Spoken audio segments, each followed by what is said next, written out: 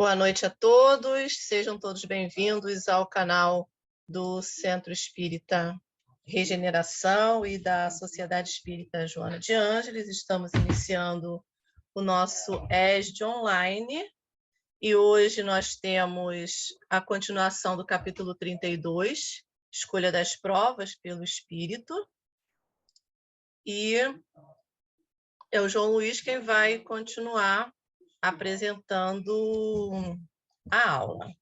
Nós vamos iniciar com a nossa prece inicial, para em seguida passar a palavra para o João Luiz, que inclusive já projetou os seus slides aqui para nós.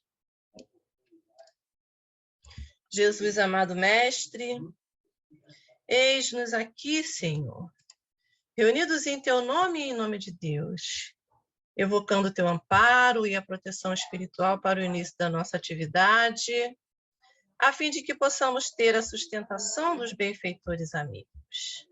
Permita que possamos iniciar agora, Senhor, em Teu nome e em nome de Deus. Que assim seja. João, você tem a palavra. Todos, nós estamos prosseguindo com o capítulo 32, Escolha das Provas pelo Espírito.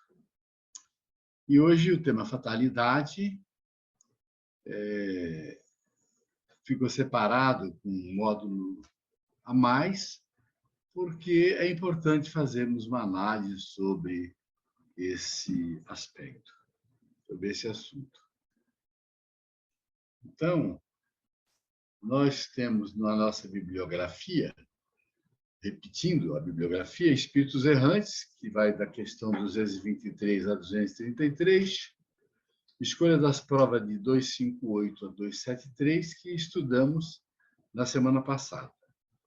Então, hoje nós vamos analisar as questões de 851 a 867, que fala de fatalidade. Faz parte da parte terceira do Livro dos Espíritos, é o capítulo 10 da parte terceira. Então, nós começamos com a questão 851, uma pergunta seguinte: haverá fatalidade nos acontecimentos da vida, conforme o sentido que se dá a esse vocábulo? Quer dizer, todos os acontecimentos são predestinados, nesse caso, que vem a ser do livre-arbítrio. Então, Kardec ele fez aqui uma pergunta tripla, né? E deixou a questão mais ligada ao problema do livre-arbítrio. Nós vimos na semana passada que a escolha do espírito, antes de reencarnar, em relação às provas e expiações, ela está vinculada ao gênero de prova que ele vai ter que passar. Então, todas as particularidades, todos os detalhes, todas as coisas que acontecem em nossas vidas, que são de pequena monta, estão vinculadas ao nosso livre-arbítrio, aos caminhos que nós resolvemos tomar na nossa trajetória. Então, a resposta vem assim: a fatalidade existe unicamente pela escolha que o espírito faz ao encarnar dessa ou daquela prova para sofrer. Então, se a minha prova é ser pobre, eu vou ser pobre. Posso até ter uma vida relativa. Se a minha prova é não ter acesso a certas coisas que eu tive no passado, a cultura, por exemplo, eu não terei acesso à cultura. Então, essas reencarnações, elas são preparadas e são de tal forma elaboradas que a pessoa ela vai para certos lugares, vai viver em certas regiões, vai morar em certas cidades, onde ela não tem acesso a certas coisas que ela teve no passado para não falir. Mesmo assim, vai usar o livre-arbítrio e vai poder modificar, como nós vamos ver ao longo do estudo, em vários aspectos da sua vida. Então, os espíritos ainda responderam, mas escolhendo-a, institui para si uma espécie de destino, que é a consequência mesma da posição em que vem a achar-se colocado. Aí o espírito diz assim, falo das provas físicas, pois pelo que toca às provas morais e às tentações, o espírito, conservando o livre-arbítrio, quanto ao bem e ao mal, é sempre senhor de ceder ou de resistir. Então, já definindo claramente, se a minha prova é não ter acesso à cultura, como muita gente nasce no interior e vive, trabalha duro, tem uma vontade imensa de estudar e não consegue, tem a vontade imensa de fazer certas coisas e não faz. Com relação a isso tudo, a prova, às vezes, ela é rígida. Mas com relação às questões morais, não, porque você pode modificar de ideia, de pensamento, várias vezes durante o dia em relação a um certo assunto, a um ponto qualquer que você precisa trabalhar. Então, essa resposta ela é muito clara, ela é muito bem definida. Então, de acordo com a escolha que eu faço, a prova que eu preciso sofrer, isso eu vou, com certeza, ter um caminho a seguir. No livro Entre a Terra e o Céu, o Espírito, orientando André Luiz, ele diz assim, quase todos temos do pretérito expressivo montante de débito a resgatar e todos somos desafiados pelas aquisições a fazer. Então, nós temos débitos a resgatar e temos desafios a enfrentar nas nossas reencarnações.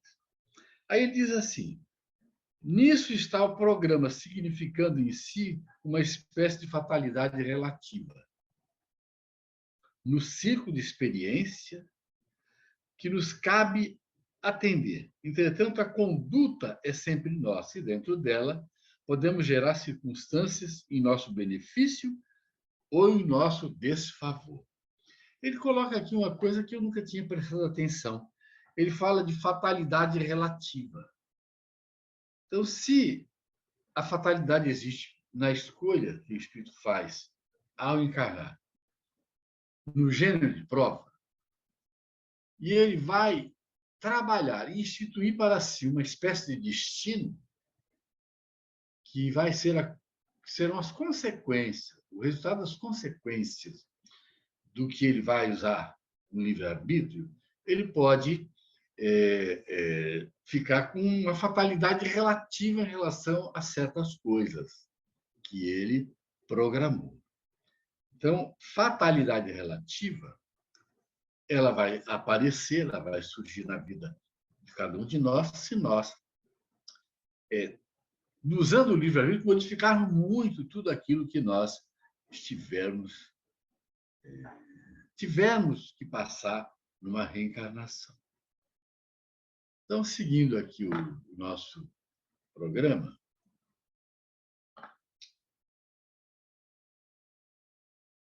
nós vamos lá no Estudando o Evangelho analisar um pouquinho o livre-arbítrio. O livre-arbítrio é a faculdade que permite ao homem edificar conscientemente o seu próprio destino, possibilitando-lhe a escolha na sua trajetória ascensional do caminho que desejar.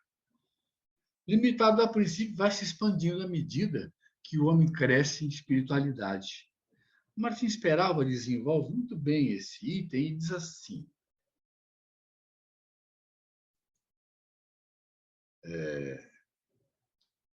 tenho que tirar essa tarja daqui. É bendita tarja.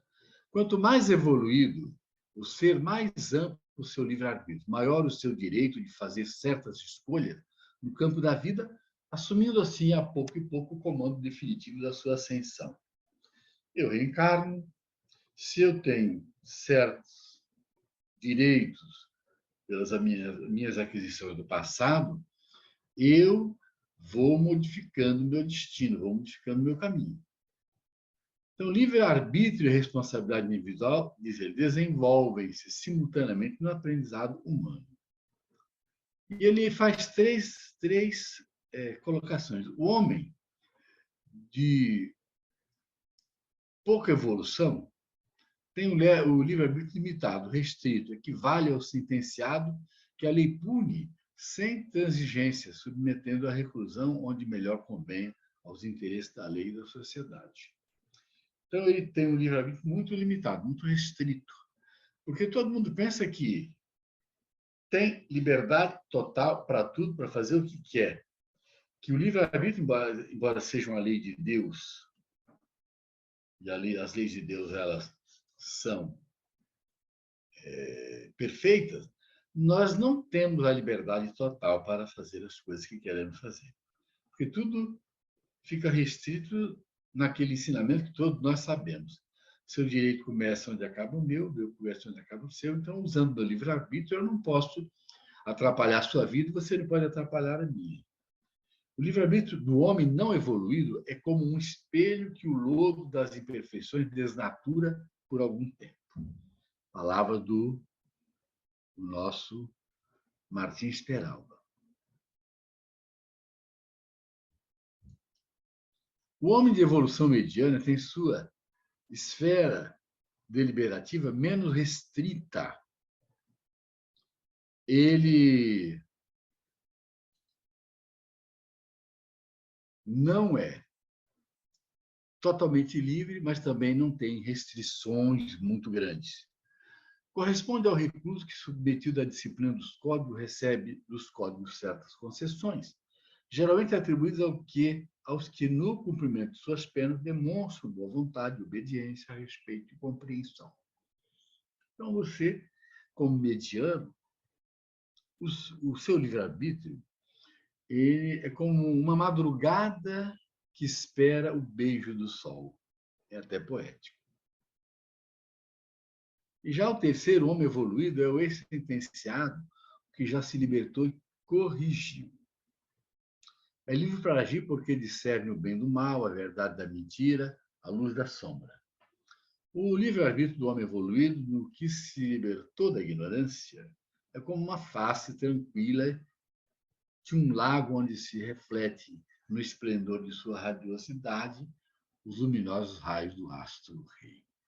Então, nós paramos para essa análise sobre o livre-arbítrio para podermos colocar aqui que em cada fase da nossa existência esse livre-arbítrio ele é menor ou maior. Então, nós vamos, à medida que vamos evoluindo, nós vamos tendo o livre-arbítrio mais amplo e o determinismo divino sobre nós cada vez menor. Nós sempre mostramos aquele quadro onde o livre-arbítrio é muito grande nos espíritos muito elevados e muito pequeno quando nós estamos entrando na fase de humanidade. Há pessoas que parecem perseguidas por uma fatalidade, independente da maneira por que procedem. Não lhes estará no destino o infortúnio. Então, todas as vezes que vocês encontrarem a palavra fatalidade e destino, nós vamos colocá-las com destaque, porque elas estão vinculadas. Livre-arbítrio, fatalidade e destino estão vinculados. Então, os espíritos responderam, são talvez provas que lhes caibam sofrer e que elas escolheram. Porém, ainda aqui lançais a conta do destino, que as mais das vezes é apenas consequência de vossas próprias faltas. Trata-se de ter pura consciência em meio dos males que te afligem, já bastante consolado te sentirá. Então, as pessoas se sentem perseguidas por fatalidade. E independente da maneira por que elas procedem. Então, estão sempre achando que o que acontece com ela são fatalidades. Na verdade, as provas que nos cabem foram escolhidas por nós. O que nós não podemos é colocar tudo como se fosse fatalidade e destino. Você tem que passar. Nós podemos mudar o destino todo dia, toda hora. Kardec diz assim, as ideias exatas ou falsas que fazemos das coisas que nos levam a ser bem ou mal sucedidos, de acordo com o nosso caráter e a nossa posição social. Achamos mais simples e menos humilhantes para o nosso amor próprio atribuir antes à sorte, ao destino, os nossos insucessos. É certo que para isso contribui algumas vezes a influência dos espíritos, mas também o é que podemos sempre forrar-nos a essa influência, repelindo as ideias que eles nos sugerem quando mais. Nós reencarnamos e temos que passar por provas, dificuldades. Fazemos as nossas escolhas. Agora, se nós deixarmos que os espíritos negativos nos influenciem, nós vamos complicar o nosso destino. Se nós dermos atenção sempre aos bons espíritos, nós vamos melhorar a nossa caminhada. Então, no livro A Vida Continua, o mentor espiritual ele diz: o destino é a soma de nossos próprios atos com resultados certos. Para que a gente possa continuar relacionando as questões com o livre-arbítrio e o destino, é bom ficar bem claro que o destino é a soma dos nossos atos no dia a dia. E sempre tem um resultado certo. Então, você vai dizer assim, meu destino é este. Porque tudo que você fez, dá um conjunto de coisas que faz com que você tenha que, depois, sofrer as consequências daquilo que você fez. Algumas pessoas só escapam do perigo mortal para cair em outro. Parece que não podiam escapar da morte. Não há nisso fatalidade. Aí, então, vem aquela resposta que é a mais importante de todo esse contexto e que todos nós já decoramos e já ouvimos muito em palestras, onde os espíritos colocaram que fatalidade, no verdadeiro sentido da palavra, só um instante da morte o é. Então, aqui já ficou bem definido o que é fatalidade. Fatalidade é aquilo que está traçado, que você não vai poder sair, não vai poder escapar, porque ninguém consegue ficar sem desencarnar, sem morrer. Quando chega o momento da morte, você não pode se furtar à desencarnação. Pode, por mérito, dar uma moratória, uma sobrevida e ganhando, mas um dia você vai ter que desencarnar. Então, fatalidade verdadeiramente só tem com relação à questão da volta para o mundo espiritual. E aí, lá no livro do Caigares, As Leis Morais da Vida, ele diz assim: fatalidade e destino são dois termos que se empregam a miúde para expressar a força determinante e irrevogável dos acontecimentos da vida, bem assim o arrastamento irresistível do homem para tais sucessos, independentemente de sua vontade. Então, se você não puder mudar aquilo que vai acontecer no futuro da sua existência, como um fator determinante, uma força determinante e irrevogável, aí é fatalidade e destino. A doutrina espírita, ao contrário, com a chave da reencarnação, faz-nos compreender claramente o porquê de todos os problemas relacionados à nossa existência. Então, a chave de tudo está na reencarnação, no estudo da reencarnação. Se eu tenho uma trajetória a fazer, o final da minha trajetória vai ser com a minha volta ao mundo espiritual, e aí você pode chamar de fatalidade. Assim, qualquer que seja o perigo que nos ameace, se a hora da morte ainda não chegou, não morreremos? Os Espíritos são contundentes, eles dizem que não. Não perecerás e tens disso milhares de exemplos. Quando, porém, soa a hora da tua partida, nada poderá impedir que partas. Deus sabe de antemão de que gênero será a morte do homem. E muitas vezes seu espírito também o sabe, por lhe ter sido isso revelado antes de reencarnar e muitas vezes relembrado quando ele, em desdobramento, entra em contato com o guia espiritual que vai mostrar para ele como vai ser. Nós não sabemos o dia da nossa desencarnação. O único caso que nós conhecemos de alguém que marcou o dia da desencarnação foi Eurípides Passanufo, que foi naquela antiga folhinha, naquele calendário que a gente pendurava na parede todo dia e tirava a folhinha. Ele foi lá numa daquelas folhinhas e marcou o dia da morte dele. E no dia que ele marcou, ele desencarnou. Fora isso, nós sabemos de pessoas que estavam doentes, que fizeram uma previsão da morte, mas foi assim, numa circunstância diferente. A minha amiga relata que a tia dela fez uma festa de aniversário, convidou várias pessoas e convidou o médico dela. E disse assim: você tem que vir à minha festa. Ele foi. Num dado momento, ela sentou na poltrona e falou: olha, gente, eu quero me despedir de vocês. Chamou o médico, mandou ele sentar ao lado e deu um adeuzinho para todo mundo, virou de lado e desencarnou. Quero ser assim. Somos nós mesmos que fazemos os nossos caminhos, depois denominamos de fatalidade, diz Hamed, no livro As Dores da Alma.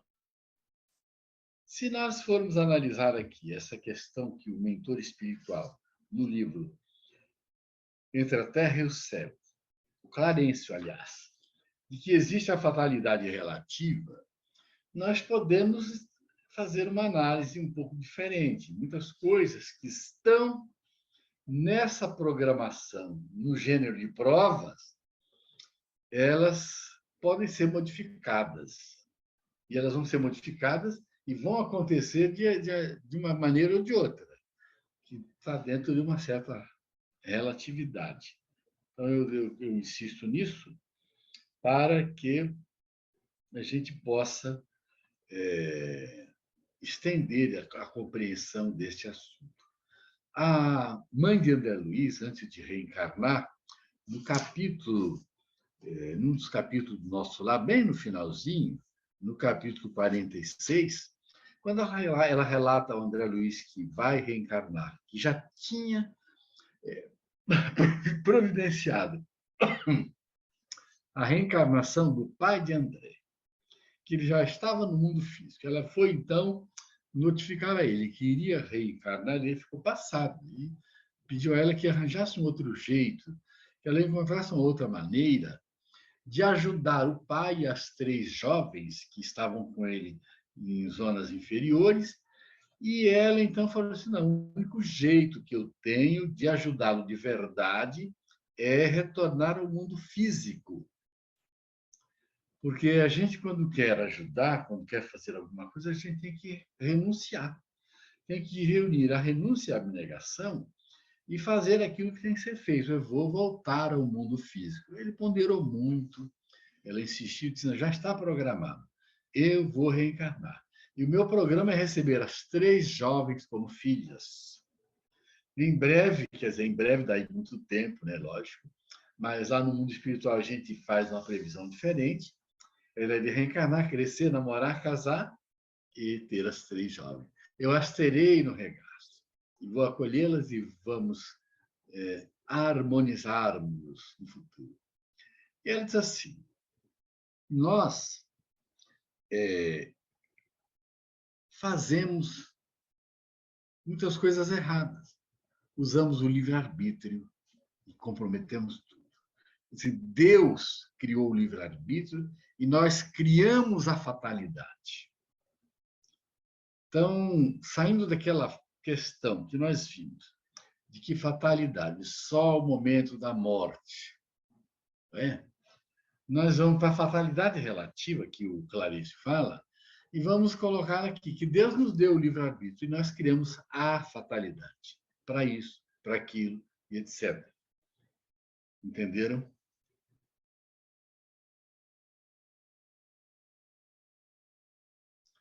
Do fato de ser infalível a hora da morte, pode-se deduzir que sejam inúteis as precauções que tomemos para evitá-la? Outro não, visto que as precauções que tomais são sugeridas com o fito de evitar-lhes a morte que vos ameaça. São um dos meios empregados para que ela não se dê. Nós reencarnamos com um prazo. É lógico que quem procura a morte insistentemente pode achá-la. Aí ele é categorizado na condição de suicida. Mas nós estamos aqui, existe a lei de conservação. Além de nós termos essa lei na consciência e lutarmos sempre com muito afinco para evitarmos qualquer coisa que nos leve à morte antecipada, nós temos aí ainda a questão da determinação, do determinismo divino, dessa fatalidade de ser naquela época, naquele período, para que você possa aproveitar a reencarnação e cumprir as tarefas, as missões e passar pelas provas que precisa passar. Com que fim nos faz a providência correr perigo sem nenhuma consequência acabam tendo? Então, nós passamos pela vida e muitas vezes passamos por perigos. E por que nós passamos por perigos se esses perigos não acabam com nenhuma fatalidade? Por que a vida é cheia de perigos? Por que a providência divina nos coloca em tantas provas, em tantas circunstâncias? Então, responder, o fato de ser a tua vida posta em perigo constitui um aviso que tu mesmo desejaste a fim de te desviar do mal e te tornares melhor. Todo mundo tem medo da morte, tem medo de morrer antes do tempo. Todo mundo quer viver aqui o tempo que seria o mais útil possível, né? Mais longo e mais útil. E passamos por situações diversas, mas essas situações são todas educativas. São todas situações em que você aprende a se defender cada vez mais contra outros perigos, contra males que possam te causar problemas no futuro. Então, nós vivemos um eterno aprendizado, passando por situações de quase acidentes fatais, sempre como fatores educativos. Sabe o espírito antecipadamente de que gênero será a sua morte? Sabe que o gênero de vida que escolheu o expõe mais a morrer dessa do que daquela maneira. Sabe igualmente quais as lutas que terá de sustentar para evitá-lo e que, se Deus o permitir, não sucumbirá. Então, nós sabemos o gênero de morte, mas isso não pode estar no nível de consciência. Nós sabemos, só podemos avaliar essa questão quando estamos em desdobramento e principalmente quando estamos com os mentores espirituais que nos orientam. Algumas pessoas têm intuição pelas lutas que estão tendo e etc. Naquela morte do avião da TAM, muitos anos atrás, um amigo meu desencarnou. Ele acordou de manhã para uma viagem e disse à esposa: eu não estou querendo viajar. Ele estava triste e ele tinha que tomaram umas providências antes de viajar. Tinha um planejamento muito grande para uma grande casa que ele ia construir na região de Mansões de São Paulo. E ele, então, tinha um encontro com o arquiteto naquele dia. Quem teria que encontrar com o arquiteto seria a esposa. Ele disse, não faça nada, não. Não se encontre com ele, não. Vamos adiar tudo isso e, na volta, eu resolverei. Ele, então, foi triste para o avião, teve muito não ir, mas foi. E o avião caiu logo depois que levantou o voo. Foi um desastre muito grande, ele desencarnou no desastre. Mas ele teve um certo pressentimento. Ele era um elemento muito bem sucedido, ficou muito tempo no exterior, voltou pela empresa, e aqui ele era gerente geral. Então a gente via ele progredindo assim de uma maneira maravilhosa em tudo que ele fazia. E o gênero de morte dele era uma morte violenta, no acidente que ele teve de avião. E mesmo tendo toda a intuição de não ir, aquela impressão de que uma coisa ruim ia acontecer, ele foi e desencarnou no acidente. 857. Há homens que afrontam os perigos dos combates, persuadidos de que a hora não lhe chegou. Haverá algum fundamento para essa confiança? Muito a miúde tem o homem pressentimento do seu fim, como pode ter o de que ainda não morrerá.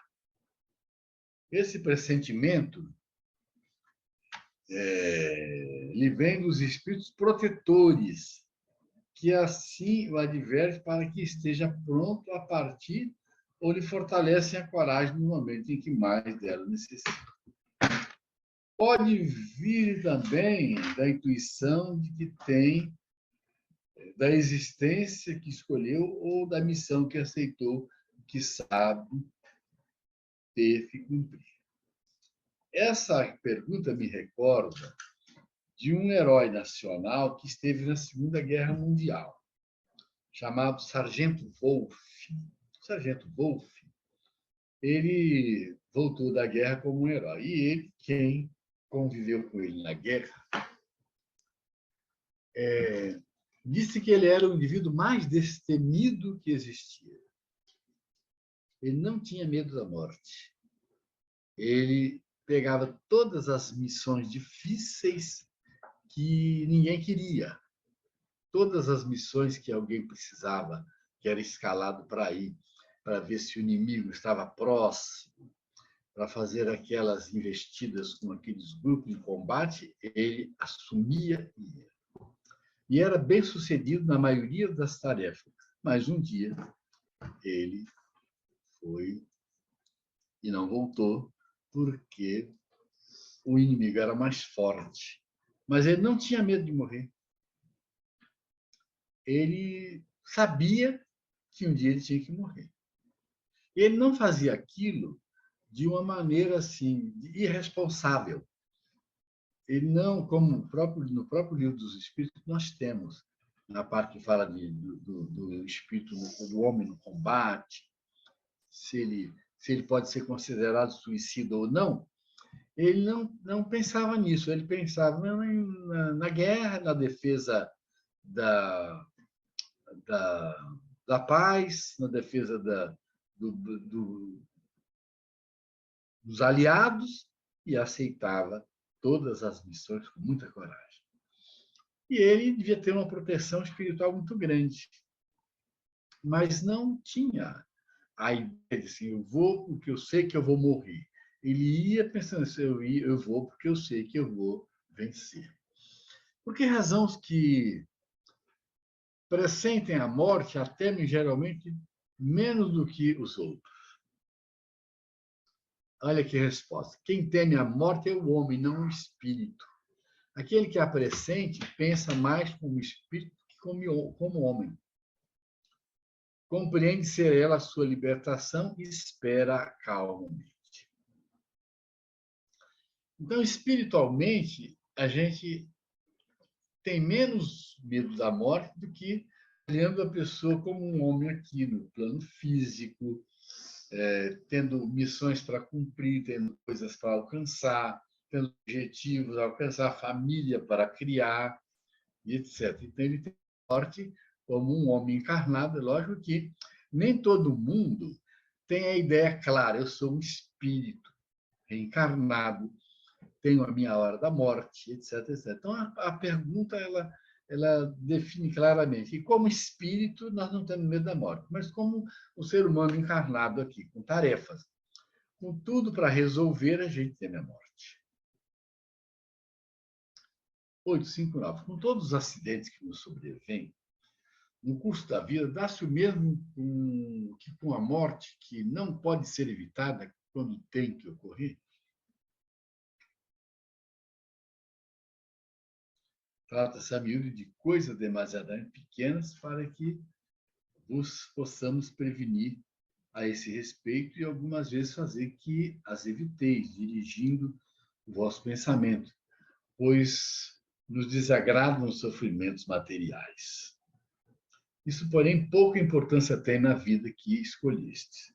Aí vem mais uma frase importante sobre a questão da fatalidade. A fatalidade, verdadeiramente, só existe quando, no momento em que deveis aparecer e desaparecer deste mundo.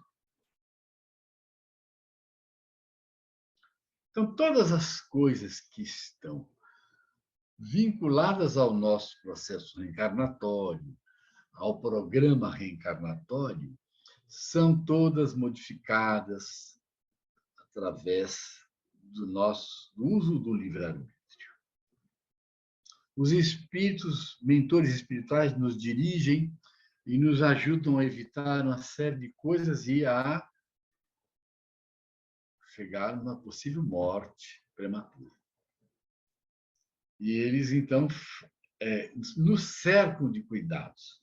Se nós já somos aquele espírito com um certo processo evolutivo já, um certo nível evolutivo já, nós não precisaremos tanto dos mentores espirituais cuidando da nossa vida. Por quê? Porque nós teremos o discernimento de como devemos caminhar, por onde devemos caminhar, o que devemos fazer, o que é melhor para nós. E teremos sempre um cuidado maior na preservação da vida. Estaremos muito mais enquadrados na lei de conservação e afastados da lei de destruição.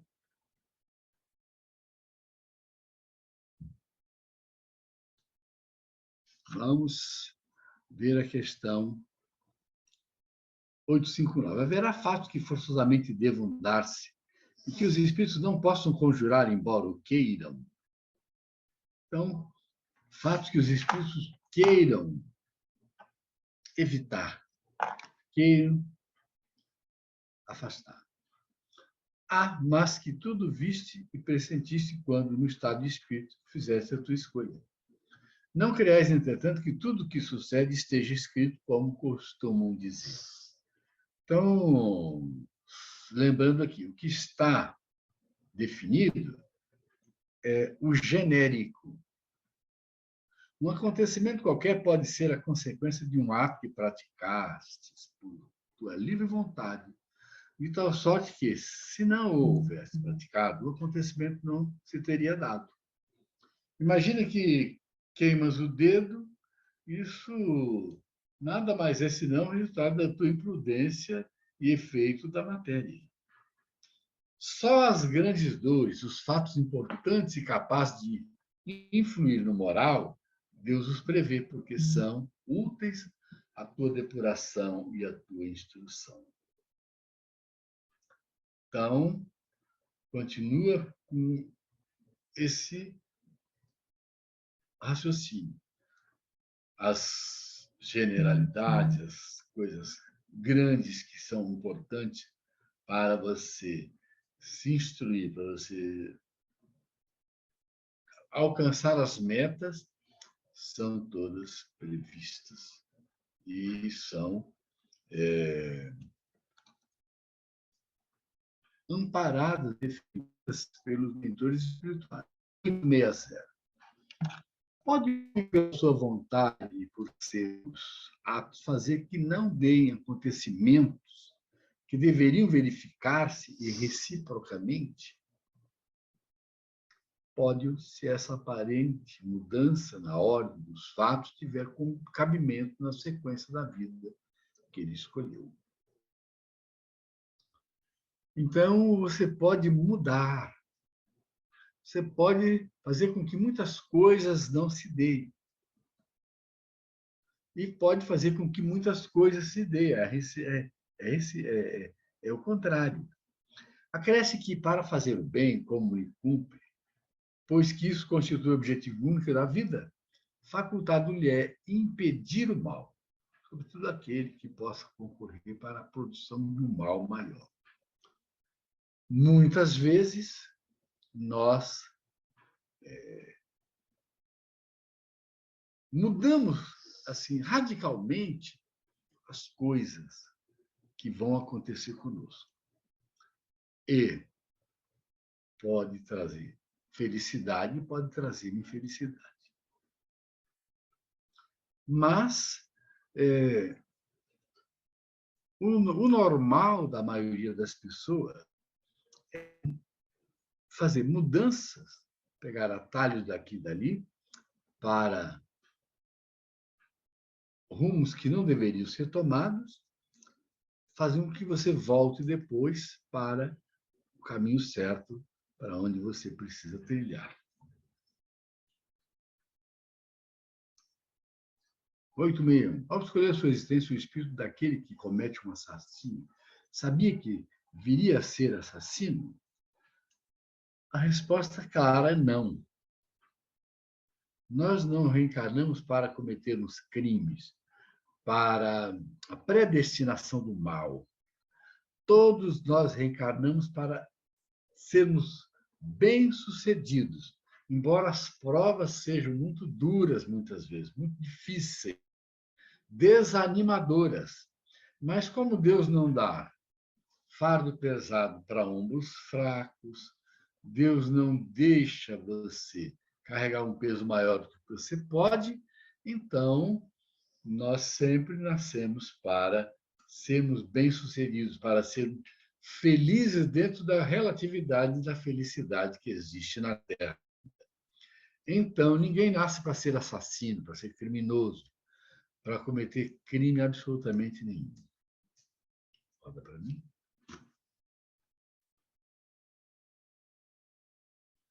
Aí diz Kardec: ficai, porém, sabendo que ninguém há predestinado ao crime e que todo crime, como qualquer outro ato, resulta sempre da vontade e do livre-arbítrio do homem. Ademais, sempre confundir duas coisas muito distintas: os sucessos materiais da vida e os atos da vida moral.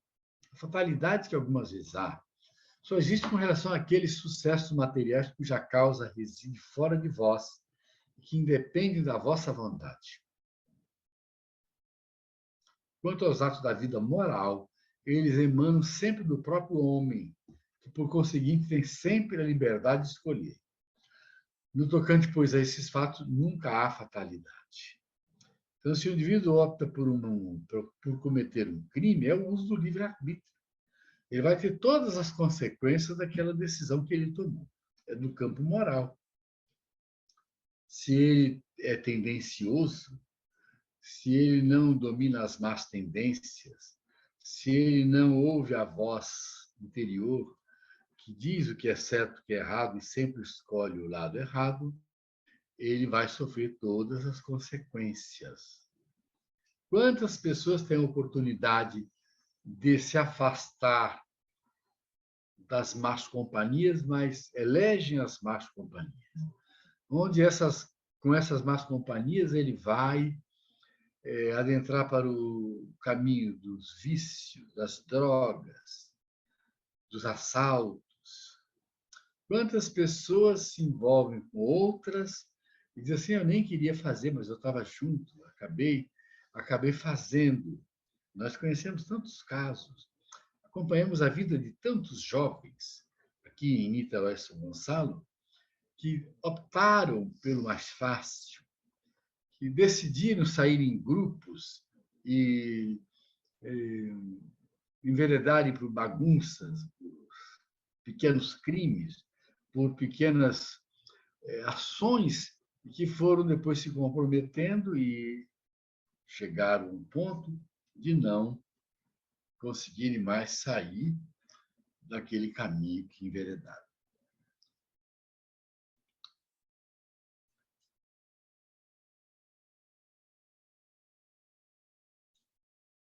Ao escolher a sua existência, o espírito daquele que comete um assassínio, já vi, passa outra, mas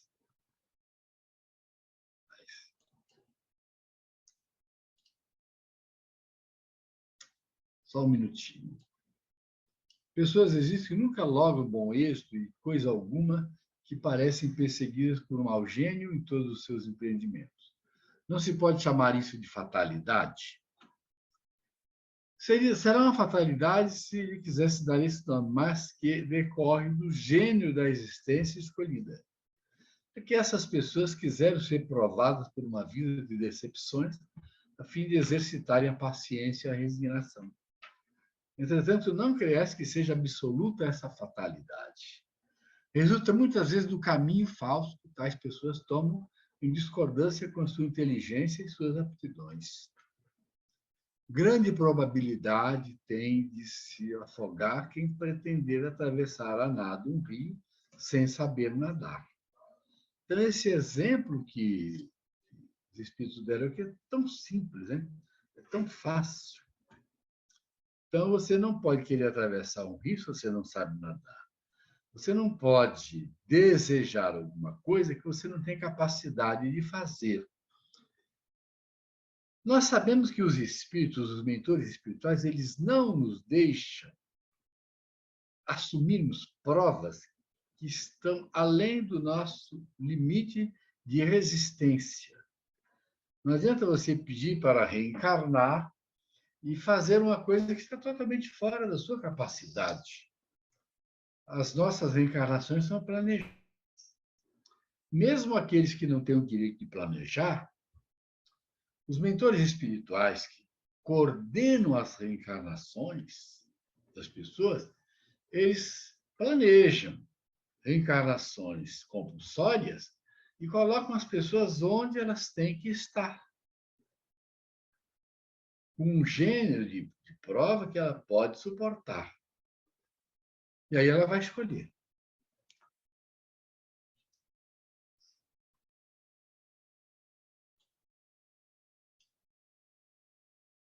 O mesmo se dá,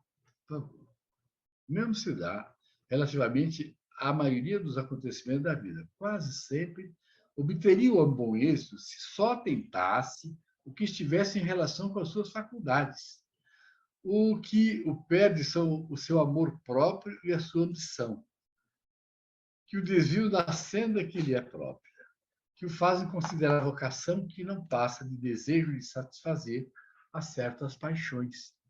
Fracassa por sua culpa, mas em vez de culpar-se a si mesmo, prefere queixar-se da sua estrela. Por exemplo, que seria bom operário e ganharia honestamente a vida, mede-se a ser mau poeta e morre de fome. Para todos haveria lugar no mundo, desde que cada um soubesse colocar-se no lugar que lhe compete. Então, eu tenho que procurar minha vocação e fazer aquilo que eu tenho capacidade de fazer. Os costumes sociais não obrigam muitas vezes o homem a enveredar por um caminho de preferência a outro, e não se acha ele submetido à opinião dos outros quanto à escolha de suas ocupações? O que se chama respeito humano não constitui obstáculo ao exercício do livre-arbítrio? Resposta nós numeramos. São os homens e não Deus que fazem os costumes sociais. Se eles a este se submetem é porque lhes convém. Tal submissão, portanto, representa um ato de livre-arbítrio, pois que, se o quisessem, poderiam libertar-se de semelhante jugo. O que ele questiona aqui é o seguinte: as convenções sociais, às vezes, induzem as pessoas a irem por caminhos que não deveriam. E muitas vezes essas convenções são tão fortes que atrapalham o livre-arbítrio do indivíduo. Ele querendo fazer o que é certo, mas dentro de uma série de convencionalismo, ele escolhe aquilo que não deveria escolher. Muitas vezes até obrigado a escolher, não sendo respeitado o seu livre-arbítrio. Conheço a história de um médico que o pai, fazendeiro muito rico, queria que existisse na família um médico. Obrigou o filho a fazer medicina. Ele fez, obedeceu à vontade do pai. Quando ele se formou, chegou, pegou o diploma, entregou para o pai e falou: está aqui, pai. Diploma de médico que o senhor queria, agora eu vou ser músico. E foi em busca da vocação dele, foi ser o que ele queria. Então, as convenções sociais modificam, muitas vezes, o caminho de muitas pessoas. Assim como a Ana, por favor, assim como há pessoas a quem a sorte em tudo é contrária, outras parecem favorecidas por ela, pois que tudo lhes sai bem. A que atribuir isso? É muitas vezes que essas pessoas sabem conduzir-se melhor, mas também pode ser um gênero de prova. O bom êxito as embriaga, fiam-se no seu destino e muitas vezes pagam mais tarde esse bom êxito mediante reveses cruéis que a prudência as teria feito evitar. Então, muitas vezes, aquilo que parece tudo contrário, e ao contrário das outras, que parece tudo vem a favor, que tudo caminha de uma forma fácil, é porque as pessoas que são bem-sucedidas sabem se conduzir e sabem ouvir a voz interior, sabe ouvir a intuição dos espíritos sobre o caminho que tem que prosseguir, que tem que tomar. E quando apenas esperam pelo destino que as coisas aconteçam, elas muitas vezes fracassam e colocam tudo na conta da má estrela. A má estrela. Como se explica que a boa sorte favoreça algumas pessoas em circunstâncias com as quais nada tem a ver com a vontade nem a inteligência? No jogo, por exemplo, resposta. Alguns espíritos escolheram previamente certas espécies de prazer. A fortuna que os favorece é uma tentação. Aquele que, como homem, ganha, perde como espírito. É uma prova para o seu orgulho e para a sua cupidez. Está vinculado aqui à questão da escolha do espírito. Ele escolhe um gênero de prova. Sempre ele escolhe um gênero de prova. Ele busca facilidades. E essas facilidades vêm, torna-se uma tentação. Muitas vezes, por conta disso, o espírito sofre quedas estrondorosas e perde a reencarnação por conta dessas escolhas todas. Muito bem.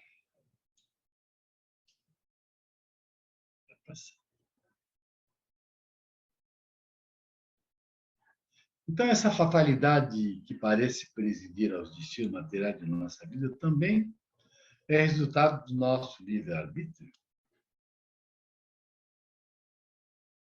Olha, nós temos fatalidade, destino e livre-arbítrio na mesma pergunta. Então, os espíritos põem assim: tu mesmo escolhesse a tua prova. Quanto mais rude ela for, melhor a suportares, tanto mais te elevarás. Os que passam a vida na abundância e na aventura humana são espíritos pusilânimes que permanecem estacionários. Sim, o número dos desafortunados é muito superior dos felizes deste mundo, visto que os espíritos, na sua maioria, procuram as provas que lhes sejam mais. Então,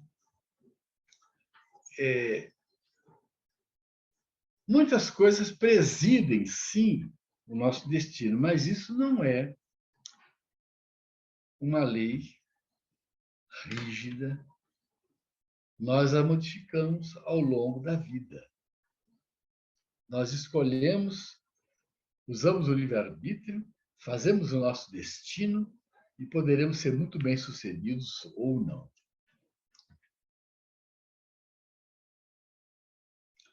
Aí vem uma pergunta: de onde vem a expressão nascer sob uma boa estrela? Então, antigamente, como se usava muito a leitura do futuro da pessoa na posição dos astros, criou-se essa superstição de que o indivíduo bem-sucedido ele tinha uma boa estrela e o mal-sucedido tinha uma má estrela. Era uma alegoria que muita gente levava e leva ao pé da letra. Não existe fatalidade a não ser para o retorno ao mundo espiritual. É o nascer e o morrer. Então, existe um momento definitivo. Vamos, então, fazer uma conclusão. O que é o livre-arbítrio? É a faculdade que permite ao homem edificar conscientemente o seu próprio destino, possibilitando a sua escolha na sua trajetória ascensional, no caminho que desejar. De Martins Perava, do Estudando o Evangelho. Fatalidade é a marca do que é fatal, a força que predispõe irrevogavelmente os acontecimentos, o destino. Fatal é aquilo que é certo, prescrito pelo destino irrevogável, que necessariamente acontecerá, inevitável, decisivo, inadiável, funesto e nefasto. Está no Livro dos Espíritos. E o que é destino? É a soma dos nossos próprios atos com resultados certos. Devemos sempre a nós mesmos as situações em que se nos enquadra a existência, porquanto escolhemos da vida exatamente o que lhe damos de nós. Está no livro E a Vida Continua, nós já tínhamos apresentado lá atrás no nosso texto.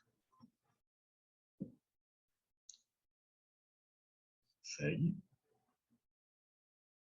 No livro Evangelho segundo no livro O que é o Espiritismo, nós achamos a questão 128, que trata do mesmo assunto. E não é questão tirada do Livro dos Espíritos, porque as questões que nós temos, né, no livro que é o Espiritismo, elas foram formuladas por Kardec, elaboradas para aquele período em que ele estava fazendo a codificação espírita, para facilitar às pessoas, num livro mais simples, numa espécie de opúsculo, alguns aspectos que pairavam com muitas dúvidas para as pessoas. Então, lá ele colocou essa questão: tem o homem o livre-arbítrio ou está sujeito à fatalidade? Então, nós finalizamos o nosso estudo com essa resposta dos espíritos, onde ele diz assim: se a conduta do homem fosse sujeita à fatalidade, não haveria para ele nem responsabilidade do mal, nem mérito do bem que pratica. Toda punição seria uma injustiça, toda recompensa um contrassenso. O livre-arbítrio do homem é uma consequência da justiça de Deus. É o atributo que a divindade imprime àquele que o eleva acima de todas as outras criaturas.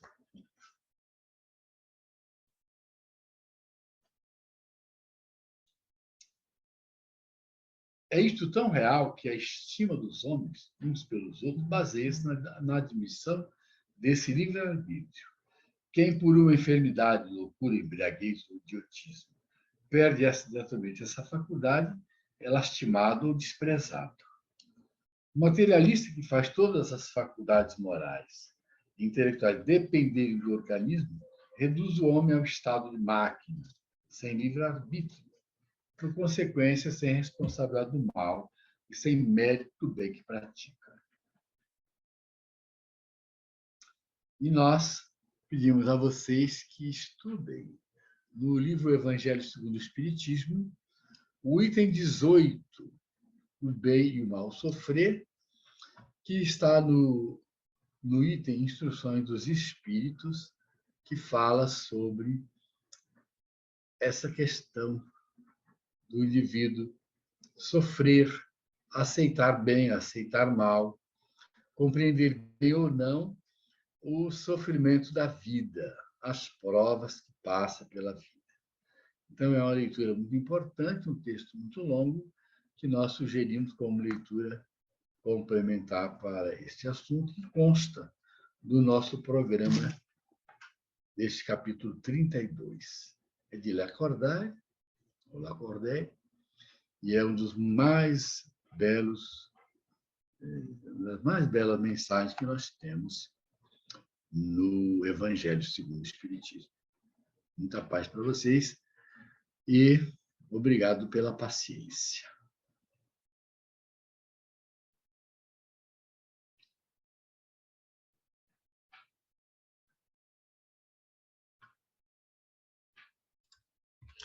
Nós agradecemos ao João Luiz por mais uma aula bastante clara e objetiva, como sempre são as suas aulas, e vamos agora deixar abertos os microfones para que aqueles que não fizeram pergunta no chat possam fazer. Mas primeiro vamos ver com a Alessandra as perguntas do chat.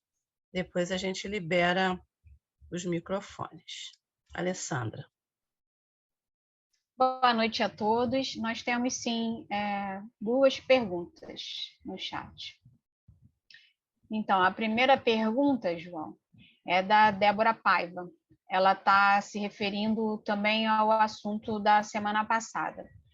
Ela diz o seguinte: o estudo da semana passada, a Janaína perguntou sobre a reencarnação compulsória. E aí o senhor, segundo ela, explicou sobre a situação do pai do André Luiz.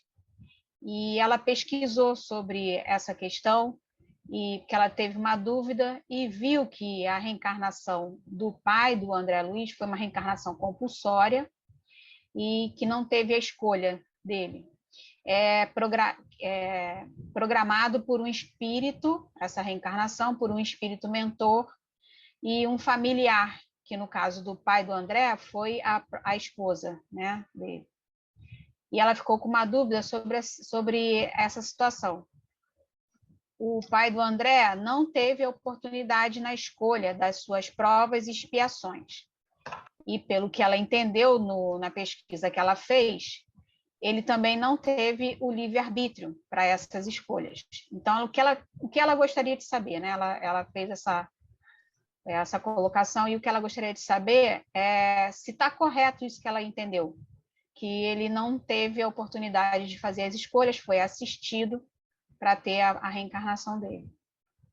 Ele passava, ela deve ter lido, deve estar lembrando, o pai de André Luiz vivia nas zonas inferiores, num processo doloroso de vampirização por 3 mulheres que ele desencaminhou. E ele estava em sofrimento muito grande. Então, e há muito tempo, prova que ele estava num processo assim de alienação de uma realidade. Por exemplo, André Luiz narra que ficou 8 anos no umbral, até que um dia, bebendo água, numa poça d'água, ele falou: como é que eu posso estar num sofrimento desse aqui assim?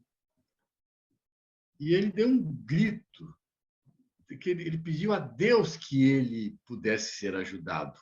E o Carêncio o ajudou. E eles estavam já esperando a oportunidade de ajudá-lo há muito tempo. Bastava apenas ele fazer o quê? Desejar com muita força. E ele desejou. Ele caiu na real. O pai de André estava longe de cair na real. Porque os processos de obsessão no mundo inferior, esses processos de vampirismo, essa dependência desses espíritos, esse sofrimento que eles passam, e na história do livro não narra quais os outros constrangimentos que ele sofria de determinados espíritos que atuavam para fazê-lo viver aquele sofrimento ali, eles não narram, ele não tinha como escolher, até ele poderia até, num certo dia, daí muitos anos, dar esse grito interior: o que eu faço aqui?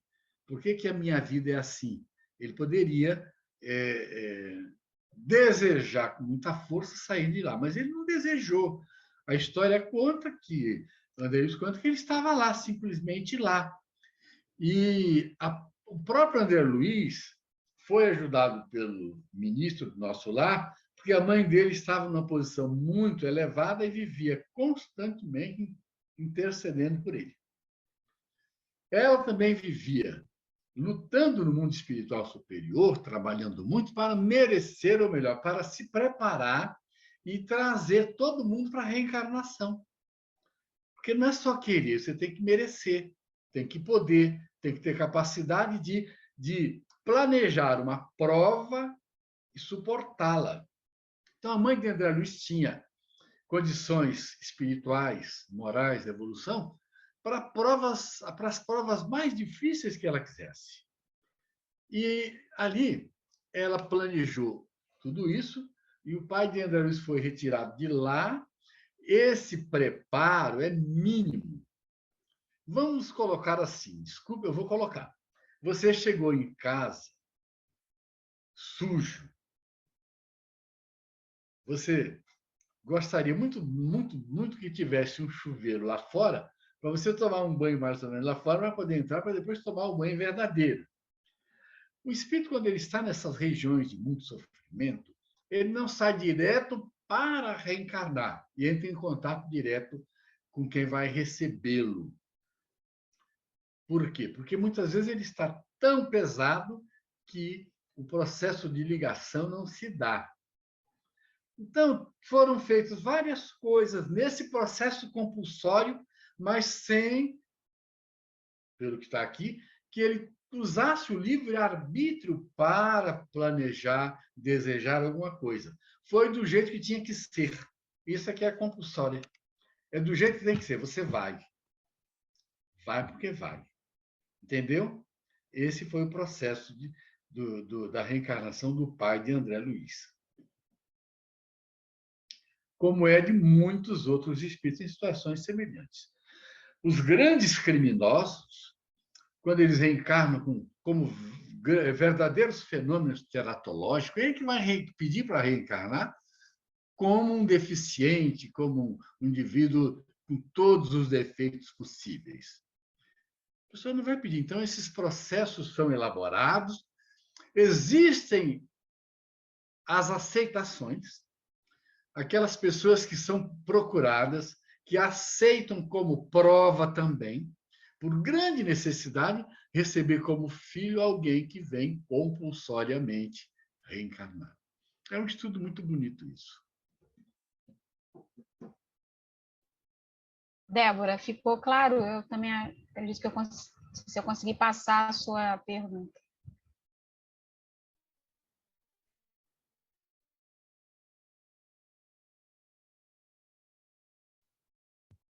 Seu microfone está desligado.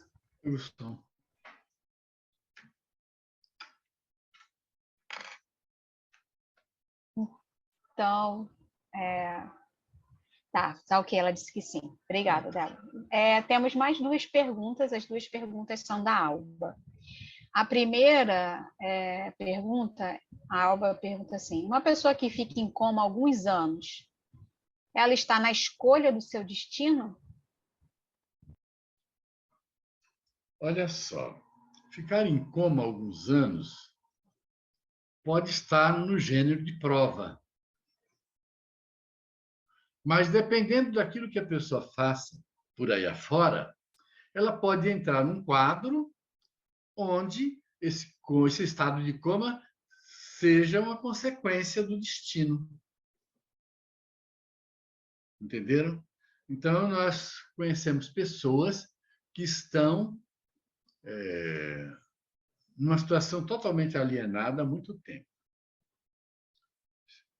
Conhecemos, assim, mais ou menos a história. Você corre demais, bate com o carro e tem um trauma craniano. Fica em coma. Será que o acidente de automóvel estava no seu destino?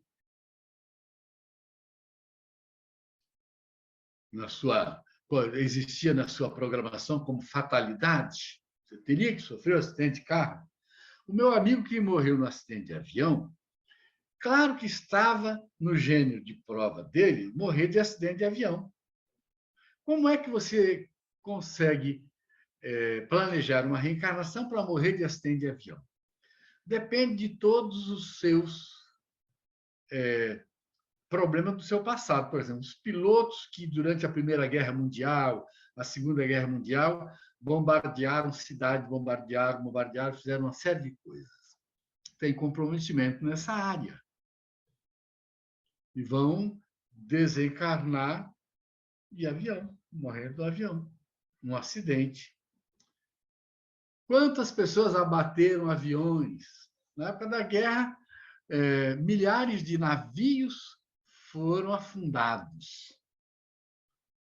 Muitos aviões cargueiros que levavam gêneros para vários lugares do mundo foram abatidos.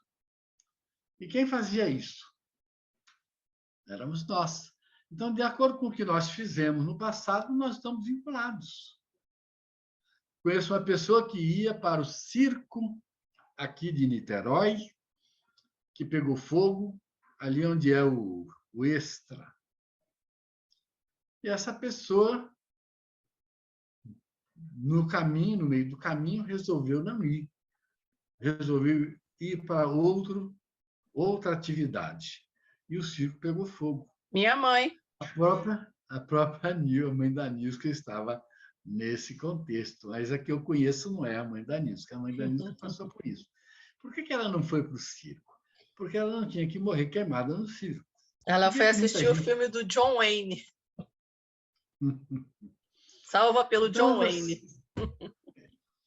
Você escolhe, tá bem? Qual é a outra? Tem outra pergunta aqui da Alba. Se um dos cônjuges mata o outro, isso é fatalidade ou destino? É destino. Porque ninguém nasce para matar o outro. Tornou-se uma fatalidade para quem morreu. Mas estava no destino dela morrer, ser assassinada pelo marido. A jovem que mandou matar o pai e a mãe lá em São Paulo, ela reencarnou para matar o pai e a mãe? Não, ela reencarnou para ser filha, para se aproximar de alguém de quem ela não gostava, de algum inimigo do passado, e faliu, porque se envolveu com jovens drogados, que a obrigavam a ter dinheiro para as drogas, para as orgias, e ela então falou, só tem um jeito, é a gente pegar a fortuna do meu pai. E ela planejou isso, e não se arrependeu, isso que é o pior. Então, nós temos vários casos assim, mas está claro na doutrina, isso é doutrinário, ninguém nasce para ser assassino, mas nasce para passar pela tentação, pelos arrastamentos. Está respondido? Tem mais duas perguntas, acho que dá tempo, né? Ainda sobre a questão lá do pai do André Luiz. O Rogério fez uma pergunta tentando complementar a explicação. Ele pergunta, talvez o pai do André Luiz estivesse gostando da situação. É possível isso? Olha, gostando é meio difícil, porque se você vai estudar as obras todas de André Luiz e analisar com carinho o sofrimento dos espíritos que vivem nas zonas inferiores, você só vai encontrar feliz lá o dominador,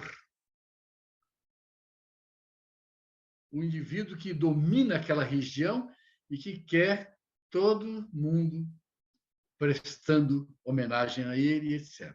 Quer dizer, ele não é feliz entre aspas. Ele gosta daquilo, ele institui aquilo, ele se compara com aquilo. Agora, todos são infelizes. E todos estão obnubilados por um tempo. E todos os espíritos superiores vivem para aliviar o sofrimento desses que lá estão sofrendo. Gostando ou não gostando é meio difícil. O avô de André Luiz vivia num local que, quando André Luiz foi com os mentores ao local onde o avô vivia, eles não deixaram André Luiz ir até o local onde o avô estava. Porque ele vivia num estado de degradação tão triste que André nem foi lá. Ele depois participou da ajuda ao avô, do resgate do avô. Mas o avô de André, ele vivia na lama. Ele vivia com as mãos sujas de lama, pegando terra, o barro, e dizendo que aquilo é o ouro dele. Era um estado terrível. E ele, então, vivia lá assim. E ele gostava de viver assim. Era uma situação que talvez ele tivesse que ficar muitos séculos ali, naquela condição que estava. Porque tem espíritos que passam milênios em zonas inferiores, se organizam em grandes falanges de trevas e vivem combatendo o bem. São os que enfrentam Jesus diuturnamente lá no plano espiritual, querendo impor tudo aquilo que eles acreditam que é o melhor, que é o caos na Terra. Vai para outra. Última pergunta da Débora. Sendo a reencarnação compulsória, a chance de falhar é grande? É grande, por quê? Porque o indivíduo, quando ele vem numa situação compulsória muito grave, ou a pessoa que o recebe tem uma capacidade de renúncia e uma possibilidade de cuidar, de evangelizar, de educar muito grande, ou então ele vem e cai num mundo, numa situação normal, natural, num processo, como a gente diz, num processo assim normal de reencarnações, para passar pelas provas. Então, se ele tem muitas más tendências, ele poderá aceitar e seguir os arrastamentos. E essas compulsórias, elas precisam de muito amor de quem vai recebê-lo. O próprio caso da mãe de André Luiz, que vem com todo o amor acolhê-lo e acolher as 3 jovens vítimas dele. Tem que ter muito amor e tem que acreditar muito na possibilidade de vencer. Por que isso, gente? Porque isso nos remete a uma outra análise. Por exemplo, quem está lá no bem bom, numa colônia acima de nosso lar, e sabe que os entes queridos do passado estão no mais fundo poço da desgraça, são felizes? Não são. Então, a mãe de André Luiz passou anos e anos trabalhando para vir resgatá-los. Eu citei na semana passada a Anacleta, que trabalhou 30 anos para poder reencarnar e receber 4 filhos que ela desgraçou a vida deles aqui. Então, ela só conseguiu vir depois de acumular mérito durante 30 anos no mundo espiritual. Se ela viesse antes, despreparada, ela iria fracassar de novo. Então, ela primeiro foi forjada lá na luta, no desejo firme de fazer o bem, de resgatar os 4 filhos, e conseguiu dos mentores o direito de fazer isso. Os mentores não deixam a gente fazer o que quer, não. Primeiro se prepare, depois você vai. Enquanto isso, eles que foram inconsequentes vão pagando pela inconsequência deles. Olha que lei perfeita ali de Deus. Eles não erraram, eles não aceitaram, não gostaram de serem jovens irresponsáveis, de não estudar, de só usufruir aquilo que trazia prazeres materiais, então vão ficar 30 anos pagando, porque a desencarnação dela também foi jovem, eles vão ficar 30 anos pagando por isso, e depois você vai resgatá-los. Daí depois de mais 30 anos, porque você vai nascer, crescer, tornar-se adulta e se casar. Nisso tudo, a gente já computou aí uns 50 anos de sofrimento no mundo inferior, nas zonas inferiores. É a lei divina. Bom, encerramos as perguntas, João. Obrigada. O microfone está aberto.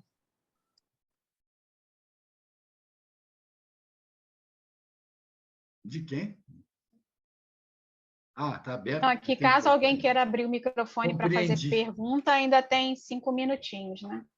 Eu quero dizer a vocês que eu encadeei as questões porque, se eu fosse falar de livre-arbítrio, fatalidade, destino, sem apresentar como estava no livro, eu não conseguiria mostrar e deixar registrado no YouTube, como é o nosso propósito, o assunto como ele é realmente, como ele precisa ficar colocado.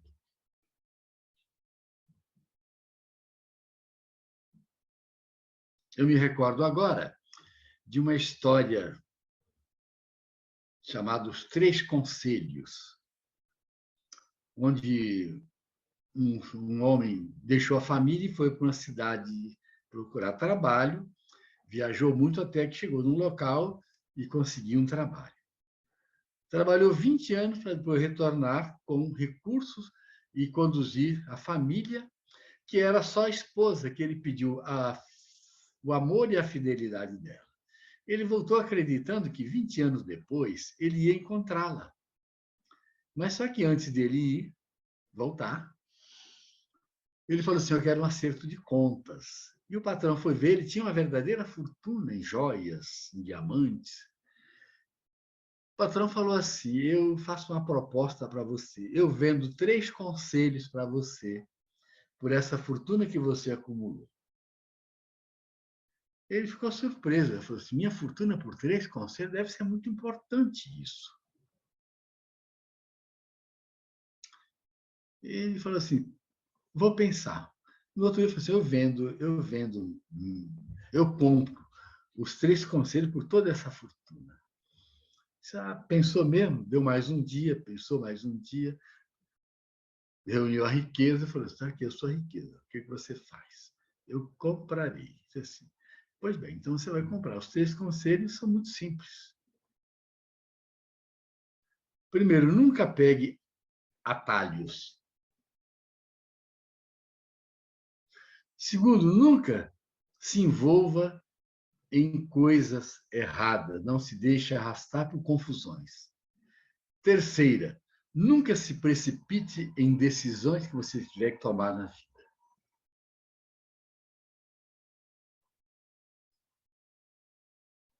Ele voltou feliz, com algum dinheirinho que ele deu de presente, e passou pelas 3 provas.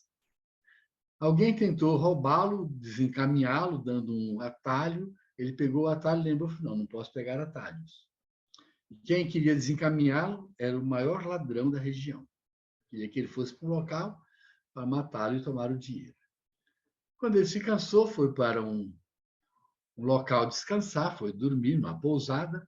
À noite houve uma grande confusão, ele levantou e quis ver a confusão.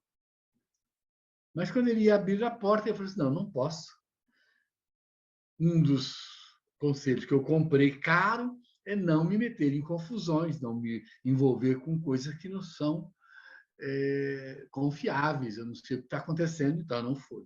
No outro dia, ele soube que a confusão era para deter alguém que toda noite matava quem se hospedava naquela hospedaria. Foi embora. Quando chegou em casa, estava anoitecendo, ele viu um homem saindo da casa dele, abraçando a mulher, beijando e indo embora. Ele então falou assim: meu Deus, ela me trai. E eu confiei nela. Vou matá-la, mas isso não, mas eu não posso, porque o terceiro conselho é que eu não posso me precipitar. Vou dormir aqui, vou refrescar a cabeça, amanhã eu decido o que fazer. De manhã ele chegou, bateu a porta, ela viu, quando viu, ela se alegrou. Ele disse: você se alegra? Eu não, você me trai, eu te vi ontem, um homem saiu daqui, eu confiei em você. Ele disse: não, você se engana. Aquele homem é seu filho. Você me deixou grávida e eu te esperei 20 anos e o eduquei para te receber. Ele trabalha à noite, vai chegar daqui a pouco. E ele, então, quando chegou, ele olhou e viu, era o retrato dele. O abraçou. Mas ele, então, contou a história. Ele falou assim: aconteceu assim comigo e eu, então, de tudo que eu ganhei, só sobrou um pão, que o meu patrão pediu para eu cortar agora. Os outros era para eu comer durante o caminho, o outro era para me cortar com a minha família na hora que eu chegasse. Então, eu estou feliz, encontrei você, que foi fiel a mim, o meu filho, e então vamos comer o pão que eu trouxe. Quando ele cortou o pão, toda a riqueza dele, todos os diamantes estavam dentro do pão. E um bilhete. Tudo isso te pertence. Você merece, porque você é um bom homem e é um homem trabalhador. E ele, então, viu que seguir o caminho do bem, obedecer às leis, seguir os conselhos, que, no caso, são as leis de Deus que estão na nossa consciência, resulta sempre na felicidade no final da jornada. Então, nós estamos reencarnados, seguindo os bons conselhos que as leis divinas nos mandam seguir e fazendo o nosso destino, cuidando para que nada de fatalidade relativa nos aconteça antes da fatalidade real, que será o momento do nosso retorno ao mundo espiritual.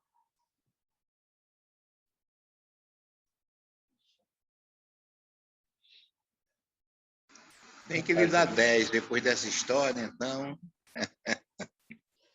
Vamos aproveitar, então, que o Rogério abriu o microfone e a câmera para dar nota 10. Vamos pedir para o Rogério fazer a prece final para o encerramento do nosso estudo. Pode, Rogério? Vou me preparar aqui, que eu estou na rede. Jesus, amigo querido, muito obrigado pela oportunidade desse estudo, aonde, de forma simples, mas tão profunda, essas lições vão construindo em nós informações e nos transportam a repensar nas possibilidades de fazermos melhor as nossas escolhas durante a reencarnação e durante os outros momentos que passaremos no mundo espiritual. Mestre Jesus, abençoa essa proposta de estudo tão edificante em nossas vidas e que nós possamos ser sempre incentivados a estudar mais e mais e a aprender essas lições tão valiosas. Abençoe, Jesus, a nossa noite e que nós tenhamos uma noite tranquila e de trabalho, se for possível, e à tua vontade. Conta conosco, Jesus, em desdobramento para auxiliar os bons espíritos nesse momento do sono. Que assim seja e tenhamos uma semana cheia de realizações boas. Que assim seja.